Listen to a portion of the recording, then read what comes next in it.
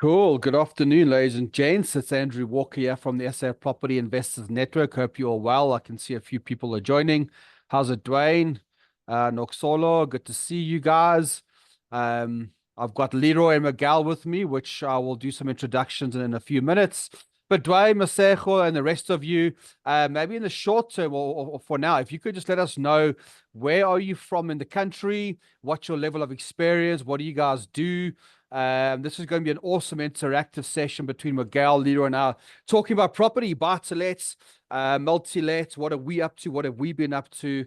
How's the property market treating us? Is now the time to be investing in South Africa? And then talking about some really awesome sessions that are coming up in the next few weeks, one of a kind in South Africa, which we're super excited about.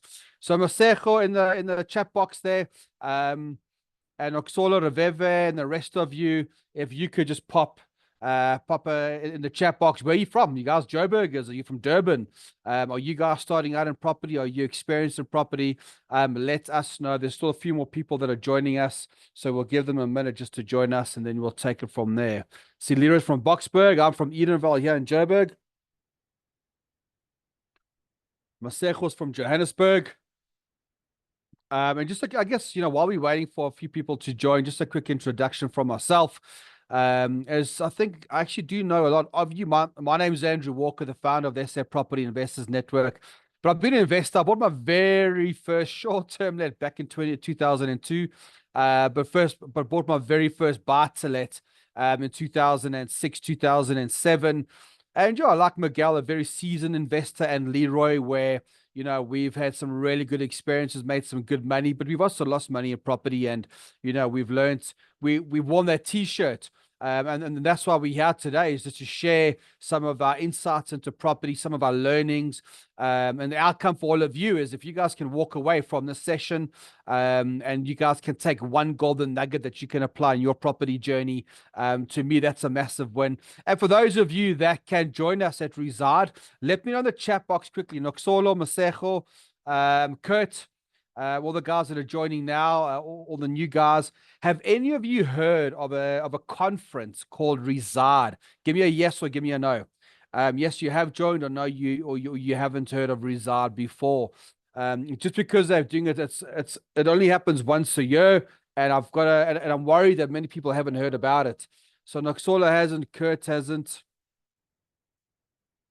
Not a problem. I thought most of you probably wouldn't have heard it. Dwayne, you're an architect for 15 years, co-owning a building respective residential property. Okay, fantastic. You split 2 months ago, and you're looking for new ventures. Okay, great. Dwayne, sounds good. You are in the right room, which is good. So no, all of you are saying no to Reside. Don't worry. Stick around till the end. We'll talk more about it, because if you are getting started in the property market, saying, hey, Andrew, Miguel, and Leroy, I want to get involved in the residential property market, or you're out there, you've got 2 or 3 properties and you're stuck, or you want to build it, but you're not quite sure what to do. Should you be doing buy-to-let, multi-let, or Airbnb? You're in the right room. That's the whole point of the Reside conference. That's why Miguel's here. That's why Leroy's here. That's why SAPN exists, is to help fellow property investors supporting each other in the residential property market. So don't worry too much about that. We will, and Miguel will talk more about the investor conference, which as a property investor, you do need to be there, and we will talk about that. Okay, but I think moving on from there, I'll come back to the Reside conference. I want to introduce my first guest, Miguel Martins. Now, I've known Miguel Martins since about 2017, 2018, that I met Miguel at a SAPN event. He stood up. He's a proud employee of Absa Bank, a property investor in his own right, but also working for Absa Bank Home Loans. And Miguel comes with a wealth of experience when it comes to finance, but also when it comes to the Airbnb strategy. Miguel's worn that shirt of, hey, I've been a buy-to-let investor and a multi-let investor. So I just want Miguel to give us Miguel's introduction, and Miguel moving away from corporate into property full time. I've got a few questions for Miguel, how that transition worked. So Miguel, welcome. Hey Andrew, how you doing? I'm good, and you, man? Yeah, very good. Thanks so much for having us here. Pleasure, pleasure.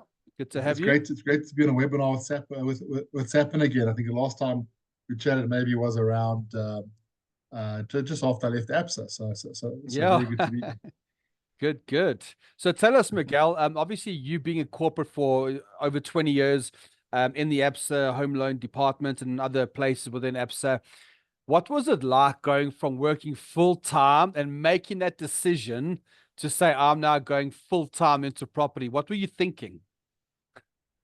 Sure. So I think life has different seasons. It's very philosophical.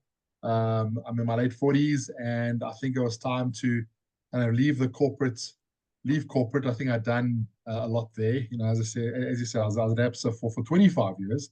The last 7 years in Sure. home loans, absolutely loved it because at home loans I was able to match my passion for property and my job in property. So it was a great way to kind of spend the last couple of years in corporate. But also got to a point where I said, sure, if I really want to, make a go of it, go build a more significant portfolio, try being a property entrepreneur, etc. This was the time. And kind of stood back and said, what do my next 5 to 10 years look like, and made that decision. Not an easy decision to make. No, Left definitely. left a good job. It's been the last 2 years have been kind of up and down. You come out of corporate. Not only are you used to a regular paycheck, but you're also used to the way certain things are done. Um, Come out, and all of a sudden things are done very differently. Actually, nothing happens unless I move a finger. Yeah. But it's been a hell of a journey. I think being able to lean on people like yourself. I've had a couple of chats with Leroy and a couple others in the property space who've kind of Yeah. been on your own for quite some time, all your lives mostly. Um, it was really helpful to kind of bridge the gap. Yeah, definitely. And Miguel, my next question for you, that perception of being in corporate and moving into property full time, you had a picture, idea, and goals of what it was going to look like. I'm going to ask you, is that with what you're experiencing now, is that the vision that you had when you're still working in corporate? But before you answer that, I just want to come to the audience, say Mamelo, Ravive, Noxolo, Masech, all of you. If you have any questions for Miguel, or Leroy or myself, I'll be talking in that chat box. Please ask the questions as we go. So, Miguel, that vision you had being in property or business full time, are you living that vision or things completely different to what you thought life would be like not being in corporate? They are completely different, but I don't think it would have turned out any other way, to be absolutely honest. Yeah.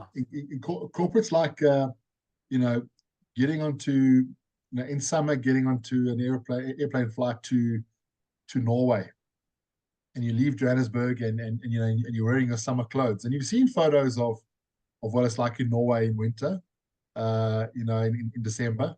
And you pack, you go and you go to Edgar's and you buy yourself a nice jacket or whatever it is, and you pack.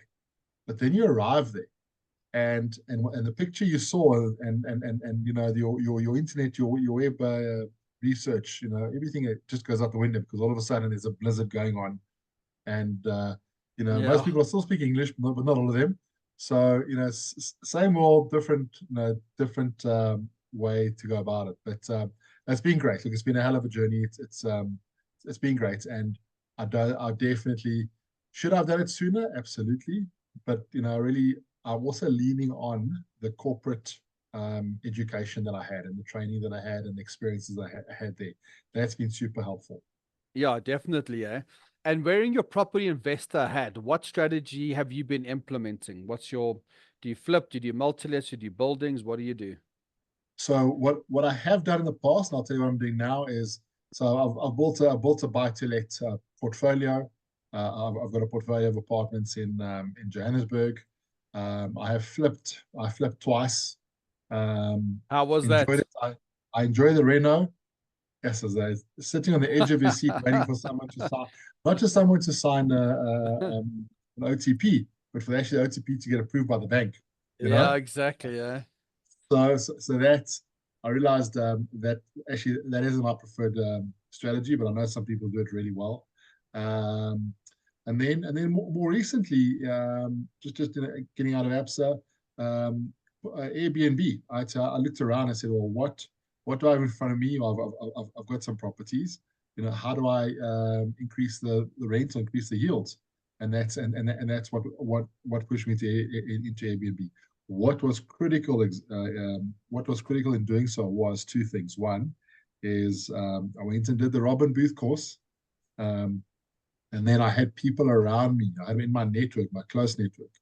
I had a mastermind of Airbnb hosts who were doing Airbnb not just as a side hustle, but actually pushing and scaling. And together with education and together with a supportive network, I've been able to grow. I've got 16 apartments between Johannesburg and Cape Town over the last year. So scaled quite quickly, and going through the learnings of that, because I'm still learning in that business. Yeah, definitely. And I mean, people always want to invest in the local town, don't they? Walking distance or 5-10 minutes. When you're investing in Cape Town from Johannesburg, how are you finding it managing property remotely? What are the challenges that you're facing? Sure. Well, having someone there, having a team there, well, I have someone, is critical. Having someone that's trustworthy, reliable, is is obviously critical. You need to have your systems and processes in place. You need to think ahead of what my guest journey is, from arriving to eventually leaving. You've got to really think through all the different elements of running that business. What I did do is I started off around the corner from me, so I've got apartments very close to me, and I was able to get an understanding of what it means to run and a couple of Airbnbs at once. So I was able to apply that. I think without that, it would have been an absolute disaster. But Yeah, but also, definitely. yeah, but also again, just having people that I very quickly built a network of people in Blouberg. That's where I have my apartments. And whenever I have a double booking that comes through because for various reasons, or if there's a challenge, or I need a handyman, I know who to call to at least give me guidance if I haven't resolved it for myself. Yeah, exactly. No, 100%. I think, I was reading a book the other day about property, and property is all about your network. Yes, it's the education, the theory, but if you're in Joburg investing in Cape Town, but even if you're in Joburg investing in Joburg, you need to have the people around you, whether it's support what to do next, or whether it's the right tradesman, or whatever the case might be. And I think that's where I Absolutely. still see investors who try to do everything themselves. They try to be their own letting agent, they try to be their own coach, they try to be their own attorney. I see it every day. But those are the investors who just tend to fall short, to be honest. Absolutely. And I think you can do a lot yourself for the first couple. But if you're serious on scaling, serious on actually building a business out of property investment, you can run property investment as a side hustle quite comfortably. But if you're wanting to go past, and it depends on the number, depends on the person. But if you're trying to scale, you need to actually, what I'm doing now with the Airbnb, with the short-term rentals, is I've in my mind and on the page on my wall, I've built a business, an organogram for a business that manages 50 listings. That's my stated target over the next couple of years, and it's not about the 50, it's about that scale. Right now I'm doing about half those jobs, and I've got a property manager and I've got cleaners. But as we grow, I want to know, well, what is the next step? What is the next hire? What is the next capable pair of hands that I need available to me to manage the business? Yeah, exactly. Yeah. And the thing is, Miguel, it takes time. It takes years, right? It takes years of experience trying different things, meeting other people. And that's what I'm going to come to Leroy about in a few minutes. But Miguel, there is a question for you. But before you answer, if you look at the chat box from Noxolo, Miguel will read that in a second. But Tumani, I need to know from all of you guys. Kurt, you out there as well. Mamelo, Mandisa, looking all the names, Masejo, all of you. Let us know now. I'm going to give you guys 20 seconds. What strategy are you following, or do you want to do? So I want to do Airbnb, or I am doing multi-let. Let us all know what strategy are every single one of you implementing right now. I'm going to give you guys a few seconds while Leroy and Miguel read the comments in the box. Mamelo saying, I'd like to know what are the monthly costs of managing 16 properties, and also which city between Joburg and Cape Town has more revenue. And then Noxola was saying, asking Miguel as well about after leaving corporate, assuming one no longer is a pay slip for bond application and wanting to expand, what are the alternatives of funding for future projects, I mean. But before we answer those two, I need to know what everyone's doing. Noxolo is doing multifamily. Which area, Noxolo? Tumani, office to student accommodation. So you're converting empty offices to student accommodation, actually trying to network for equity. So you're looking to raise equity to invest in your products. Noxolo says KZN. That's fantastic. Kurt, what about you? Mamelo, you from Boksburg? What are you doing out in Boksburg? Leroy is out there in Boksburg as well. Mujalefa, I'm doing multi-lets in Bloemfontein. In Bloemfontein and Cape Town. Interesting. So is that student accommodation or general multi-lets? So quite a few of you are doing multi-family and multi-lets. Who else? Who's not answering me? Mamelo, what are you doing? Masejo, Dwayne, what are you doing? Well, you are just looking for new ventures, aren't you? Hey, Dwayne. Okay, cool. While you guys are answering on that, Miguel, maybe if you want to answer the two questions about, you've left corporate, there's no pay slip, how you expanding, what are your options over there, and then answer the other question. Yeah. So in terms of the getting financing for purchasing new products, so I started to really, again, when I was in corporate, a lot of investors used to come to me often and say, I'm my own business, I'm starting to get finance, etc. And I appreciated the challenges, but I never really quite understood them. Now I'm on this side, and when I have gone for finance, and they want to see annual financial statements, 2 years worth, etc., etc., it has been a lot more difficult. So I'm in the process of updating and actually correcting a lot of my financial statements just to get ready for that. It is very frustrating to be driving past interesting properties that I'd love to go in, or I would have gone in 2 years ago with a pay slip and said, okay, let's see what's possible here. So I've parked that for the moment, and to get back on that. But yeah, it's still possible, but it's a lot more difficult. Straight financing, of course, there's a whole lot of other routes and that one can take. The 16 properties, yeah, look, the costs are the same. The cost of managing an Airbnb are the same. It's just times about 16. So some of them I do the rental arbitrage, so I rent to rent. Some of them I own. So whether I'm paying a landlord or paying the bank, the costs are similar. Of course, when you are doing when you're managing from remotely, now there are travel costs. So got to do that. I'm on the way down to Cape Town next week. And actually, I'm going down to Cape Town only once every second month, so it hasn't been as often as I expected. But, yeah, but it's not that, my family think I'm going down for a holiday. Cape Town's not a very nice place to be at the moment. It's really rubbish weather. But you get down there and it's work. It's work, going over the maintenance. Going through the apartments with my housekeeper, and then building the network down there. Which one which one has more revenue? It's interesting. Cape Town, absolutely, done correctly, has more revenue, but it's extremely seasonal. Right now, I'm happy to be making a small loss on all my properties down there, but it will swing in the next 2 months, and especially in December, January, February, where significant, then you make significant profits. And the challenge with Cape Town is that when things are great, don't spend your cash because you're going to need it. When the seasonality shifts, and you need that spare cash to actually fund you through those tough months. So it's understanding that Johannesburg is a lot more, is a lot flatter. Still has its little seasonal bumps in the road, but it's definitely a lot more sustainable. Yeah, So I'm 100%. very happy to have both. And I think, Miguel, we're talking about, I'm busy, like, if you see my head turning, I'm busy looking at the results summit page here in terms of the buy-to-let speakers, the student accommodation, the short-term rentals. So questions like what costs to budget for when doing student accommodation, or, hey, Miguel, I want to do Airbnb. What are the costs I've got to think about? Will we be covering some of those questions at the Reside conference? Absolutely. So the Reside InvestorCon masterclasses are 2 evenings on the 16th and 17th of July at the Sandton Convention Center. And we're splitting those masterclasses into 3 streams: buy to let, student accommodation, and Airbnb.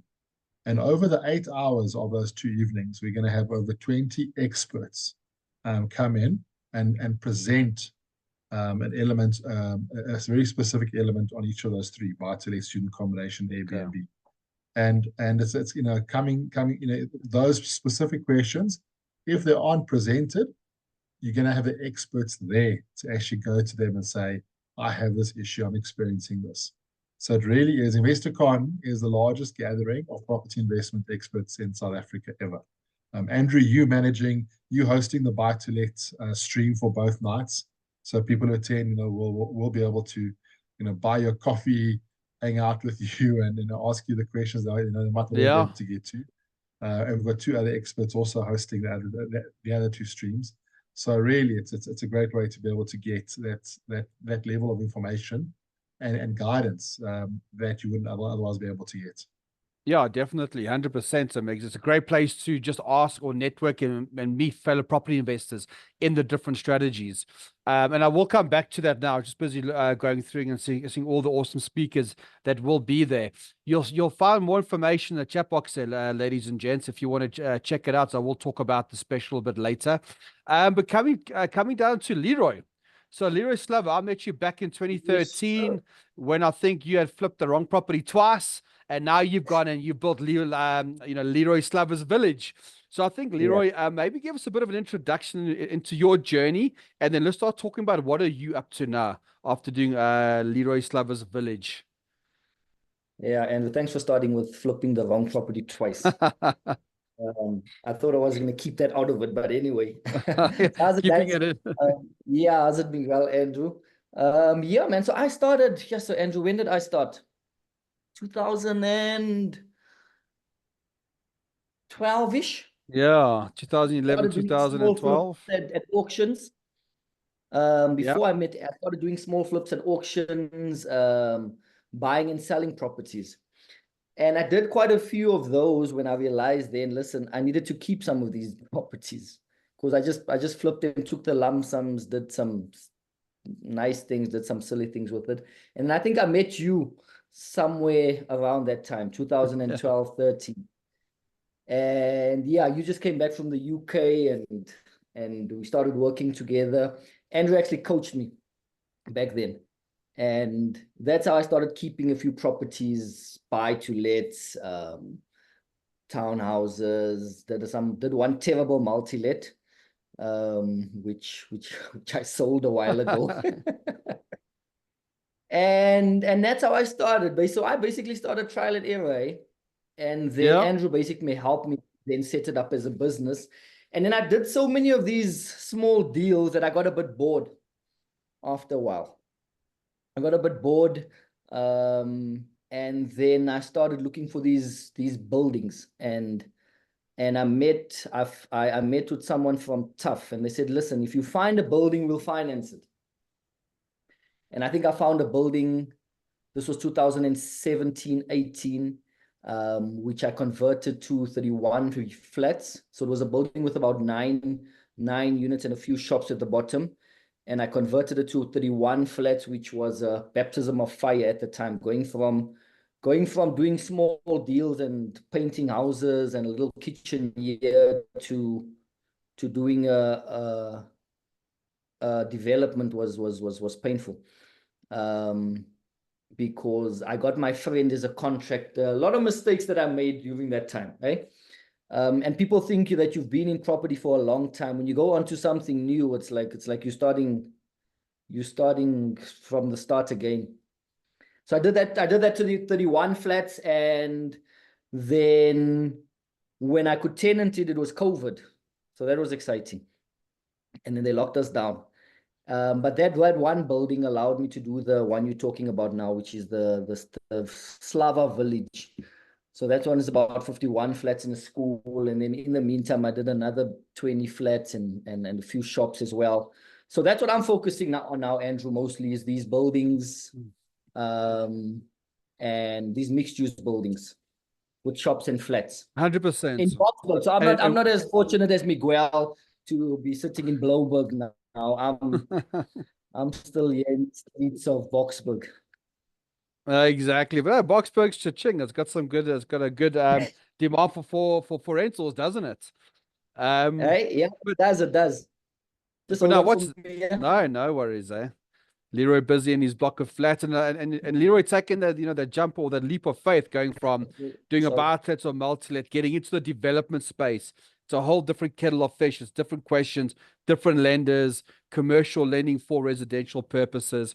I mean, Leroy, if you had somebody else in your position where you were 6-7 years ago, what advice would you give that person?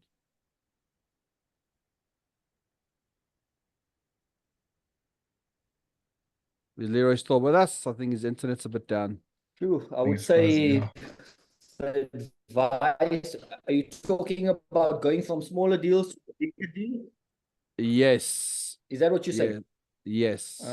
Wait, let me just connect back to the lights was off. Just No worries. You're on a different network, I think. No problem at all. Just wait for Larry to come back can there. you hear me now? Yeah, keep going. Yeah, keep sorry, man. going. The electricity was off, so I was on my phone, and it just went back on now. So when you say advice, are you talking about going from the smaller deals to the bigger Yeah. deals? Yeah, absolutely. Yeah. So yeah, man, it was good. So I think advice would be going from smaller deals to the bigger deals is find yourself a developer to either coach you or partner with you. One of the things to also help you with a team that is tried and tested. Because when you go from the smaller deals and you have your attorneys and your bond originators, when you go to these developments, you have a whole new professional team, right? QSs, engineers, health and safety, architects, a whole lot of people that at the time. So how I did it was trial and error. Listen, you need to get this, then I would look for this. Look for an engineer. Listen, you need to get this, and then I would get that. Instead, I didn't have the team set up before the development. Yeah. So and that was, so it was a team that also never worked together. So that was some of the challenges as well.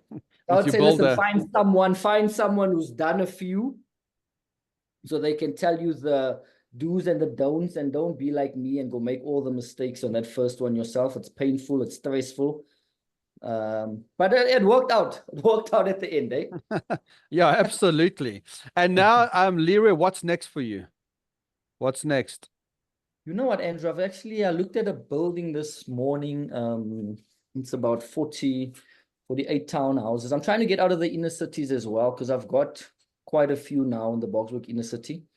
So this is more towards the suburbs side, which is about 48 units, and you can develop another 100 townhouses on there. So I'm trying to get out of the inner city a little bit, because Boksburg is also just that big, and I've got quite a few units there. So I'm moving to more of into the suburbs area. I'm also basically, I've got some friends in Cape Town, and they're helping me set up an Airbnb. I was there a few weeks ago or a month ago, and I got excited. I said, guys, you have to help me say, I also want an Airbnb in Cape Town.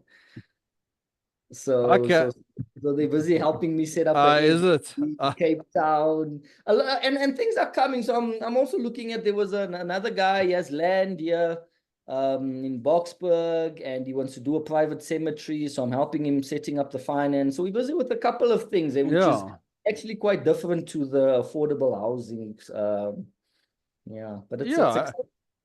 And I think that's why I love property, because there's so many different ways of making money in property, and that's what we're discussing at the InvestorCon. So on the Miguel is this 16th of July and the 17th of July in the evening between 4:30 and 9 o'clock. There's going to be different discussions about, a comment there, Miguel and Leroy, if you look in the chat box from Dwayne Oliver, talking about expanding on buy-to-let, but he's starting to make the return on investment work. And he's dealing with corrupt body corporate. So, what should Dwayne do? Should Dwayne try to find a good body corporate. Is buy-to-let the way to go? If you're in Cape Town, finding buy-to-let to work is very difficult. Even in Joburg, with the levies and rates and taxes and everything that comes with it, are you going to make the return you need to move the dial in your personal finances? I mean, Miguel, yes, I know we're going to be covering that in the buy-to-let section that I'm hosting at the Reside conference, but how would you answer Dwayne's question there? Sure. I think being a property investor, you're gonna come up against a variety of challenges. I've never had the challenges he's experiencing, but then I've had other challenges that he'll probably never come across either. If you bought into the complex, you've got a body corporate. I think it's not easy to get out. You got to sell. There are costs involved. You invested in there. And you either got to decide, how do I work with what I've got? How do I make the most of it? Or strategically, maybe move elsewhere. It's a real tough one. But having access to the likes of Sapin, having access to experts, coaches, etc., that will help you at least look out for maybe 80% of what can happen. There's always things that come out of the blue. And those things that do come out of the blue, having a network, having people you can go to will help you manage those. They might still impact you, they might still impact your yields and have a cost, but it will be a lot less than if you were trying to figure it out by yourself.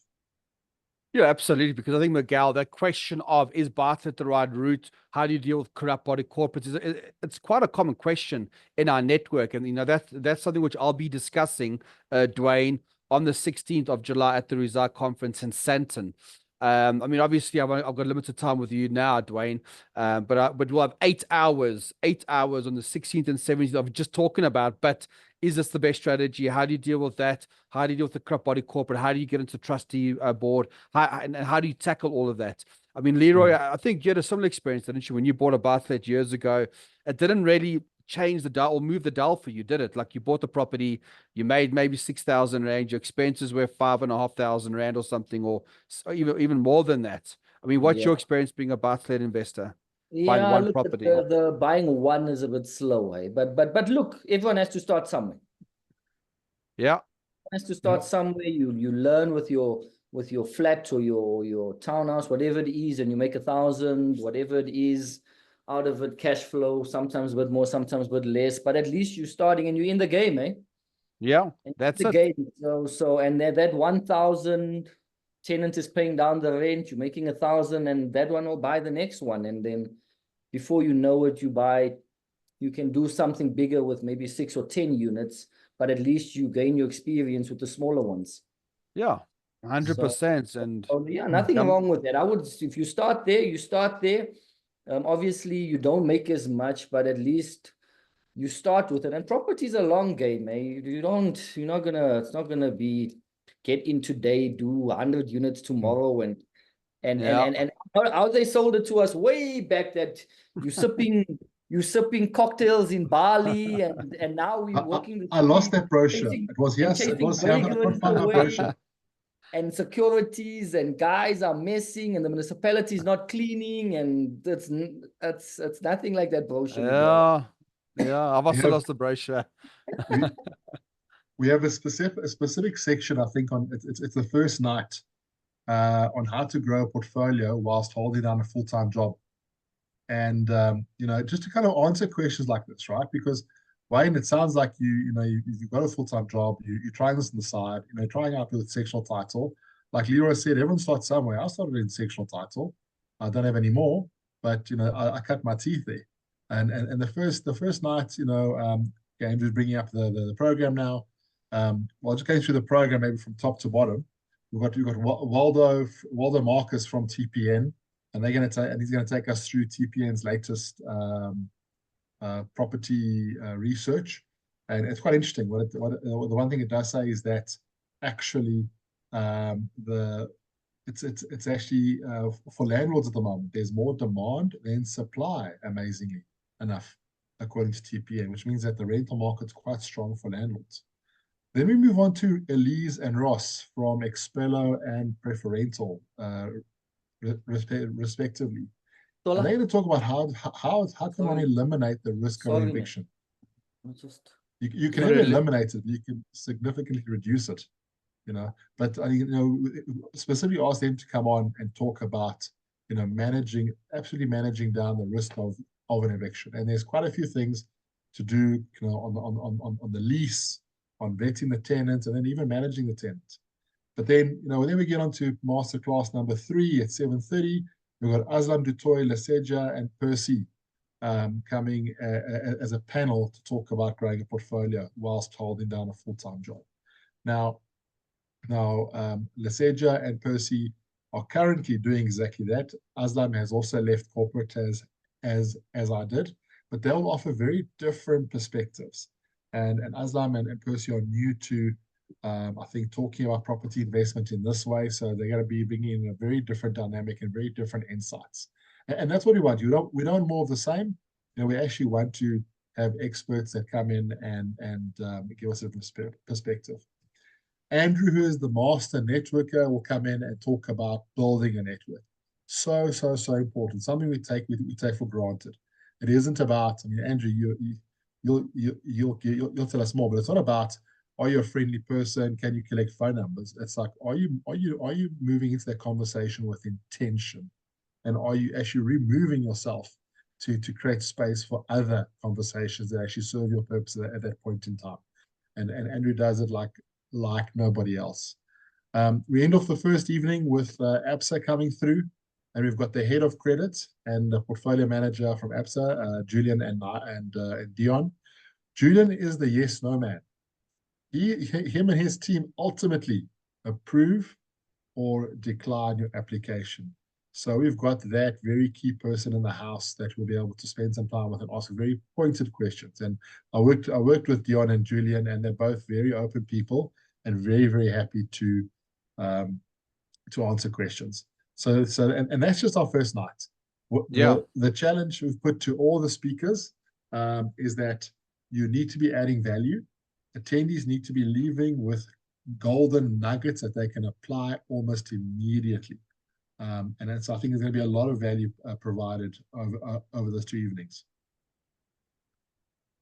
Cool. And then we've also, that's Buy-to-Let students accommodation. Jaco Grobler is going to be hosting the students accommodation. Miguel, I could see in the chat box that quite a few people were interested in students accommodation. And I think for anyone investing in students accommodation or wanting to get into it, there is more to that strategy than meets the eye. If you get that strategy right, and I see at the bottom here, JP Blanche, who's actually entered Investor of the Year 2024, is going to be sharing his story. I bumped into him in Cape Town at the NAC with Robert Kiyosaki, and this guy, JP, is just doing amazing things in the student accommodation sector, making a lot of money. He's getting it right. So this is why any residential investor needs to be at this InvestorCon, because JP, I know, is coming up specifically for this event, eh, Migs? Absolutely. And what I've tried to pull together there are student accommodation operators who are actually doing it. For the most part, this is their secondary, this is their side hustle. But that doesn't mean they haven't got some significant portfolios and starting to draw some significant income. It's you can learn from, like Leroy was saying earlier on, you can learn about these things. But once you speak to someone who's actually going through it and you spend some time with them, you get a very, very different perspective on each of these strategies. We've got a mix of operators, JP, with Leseji on the screen. We've got Julia Haddon, Bruce Lee, Mohammed, who's works at the National Empowerment Fund, but is there as himself. These are guys who are just doing it, in their own rights. And you know what? I'd rather be speaking to someone who's made a couple of mistakes along the way and learned from them than someone who's getting all right in theory. And we've got some great people to spend some time with there. Yeah, definitely. I agree, Migs. And that's why it's going to be happening only once a year, ladies and gents. So make sure you take advantage of this. So you'll see in the chat box there, guys, I posted a link where you can get a 50% discount. There's a promo code. So if you click on the link that I'll put in the chat box for you. So if you can all just have a quick look at that chat box, you'll see there reside.events.co.za, and there's a promo code. It's 3,500 for both nights, but you do get 50% off if you use that promo code. Yes, Mick? Actually, Andrew, if I can come in there, I just checked in with the event organizers, right? So I'm helping them put together the InvestorCon, and I said, look, no, this 50% isn't enough. Let's make it really interesting for SAPA members. So it's the same promo code. The Cool. price comes down to $9.95, so it's almost 75% Oh, wow. off. Yeah, no, I guess that's you've got to twist. I've been twisting their arms. I say, come, let's make this accessible to more investors. And yeah, so $9.95 for the 2 evenings. absolutely. And remember, the 2 evenings, it's 8 hours of education.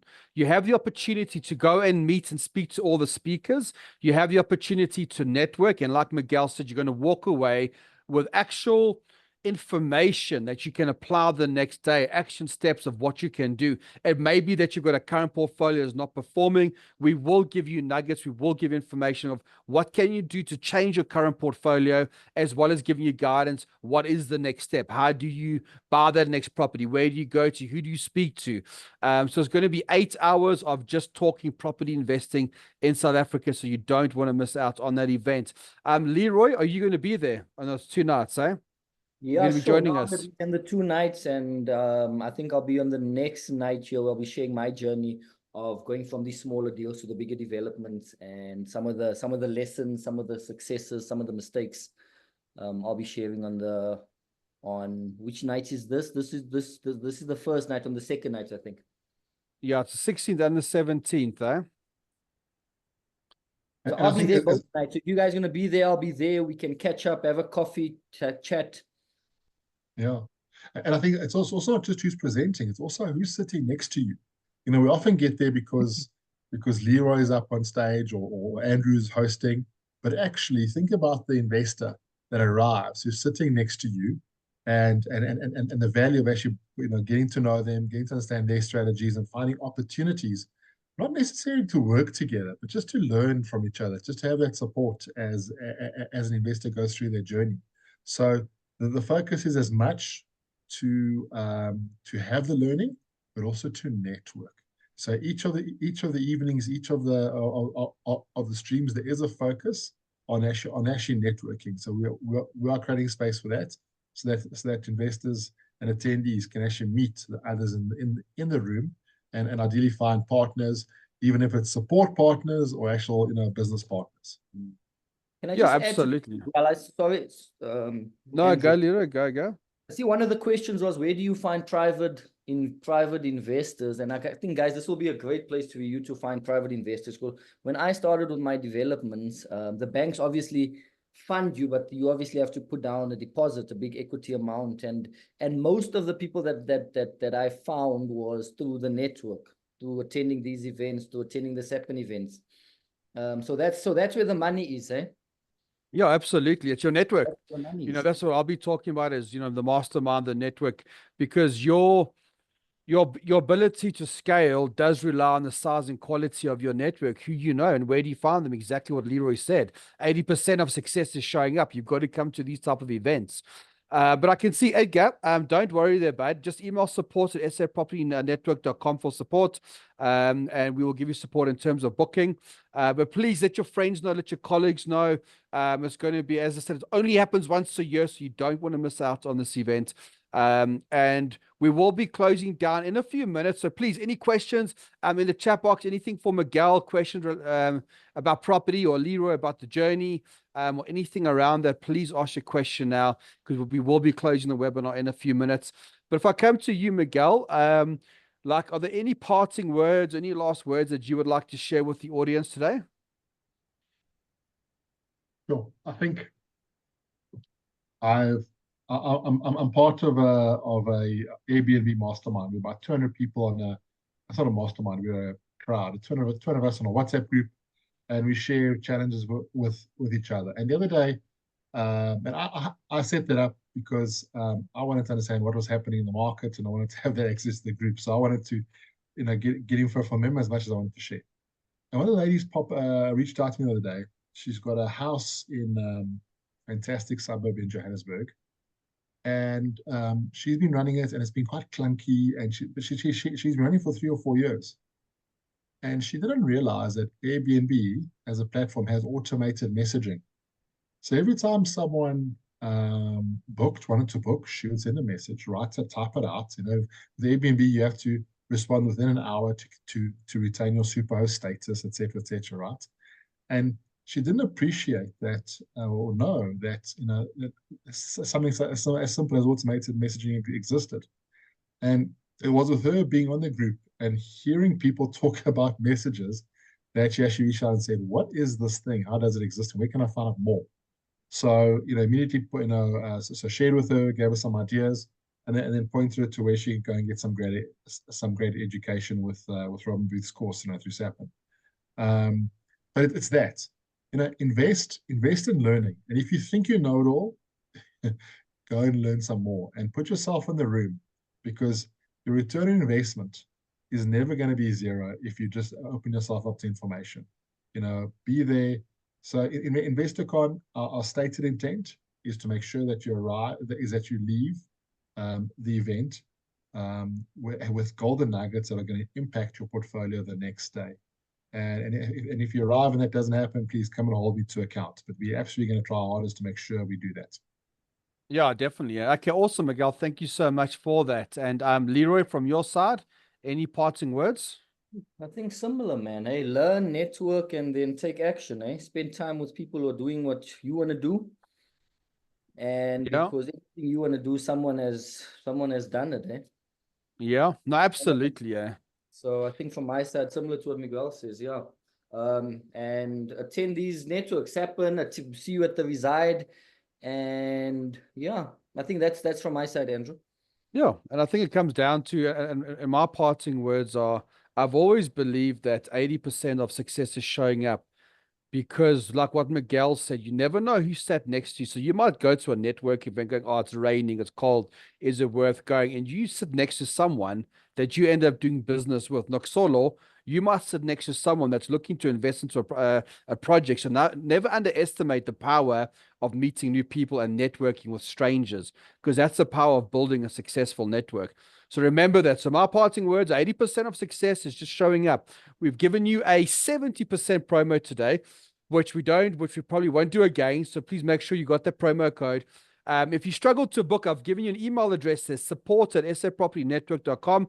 Our team will work with Rizard to make sure that you all get booked onto the event. And remember, share it on your network, share it on social media, share it with your friends. I'll be there, Leroy, Miguel, and a whole range of experienced and beginner property investors, where we're all going to share insights and tips and education around property. And remember, it's only once a year, so if you miss it, you have to wait until next year. But I think, ladies and gents, Miguel and Leroy and Debbie and Rizard, thank you for the opportunity. It's always good to speak to property investors and get insights. And guys, we'll see you in a few weeks on the 16th and 17th of July. Thank you very much. Thanks, Andrew. Thank you, Leroy. Okay. Cool. Cheers, guys. Bye.